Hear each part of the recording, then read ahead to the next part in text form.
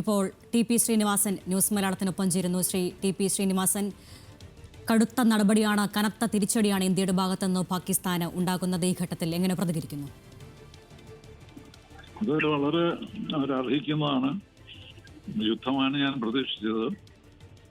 ഇപ്പൊ യുദ്ധമില്ലാതെ ഇത് പരിഹരിക്കാൻ കഴിയുമെന്നുള്ളൊരു ശ്രമമാണ് ഗവൺമെന്റ് നടത്തുന്നത്. അതുകൊണ്ട് തീർച്ചയായിട്ടും നമ്മൾ ചെയ്തിട്ടുള്ള നടപടികളൊക്കെ വളരെ ശക്തമായ നടപടികളാണ്. ഒരിക്കലും യുദ്ധകാലത്ത് പോലും ചെയ്യാത്ത കാര്യങ്ങളാണ് നമ്മൾ ചെയ്തിട്ടുള്ളത്.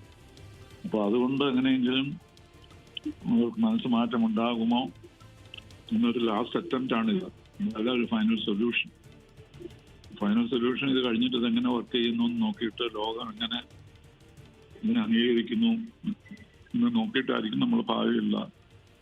പക്ഷെ ഇത് പെട്ടെന്ന് സന്ദേശം ഇന്ത്യ തീർച്ചയായിട്ടും ഇത് എങ്ങനെയെങ്കിലും ഇതുപോലെയുള്ള ഭീകരാക്രമണങ്ങൾ ഉണ്ടാകാതിരിക്കാൻ തീർച്ചയായിട്ടും ശ്രമിക്കും. ഏത് തരത്തിൽ നടപടി വെച്ചാലും കാണിക്കുകയാണ് ഇപ്പോൾ ചെയ്തത്.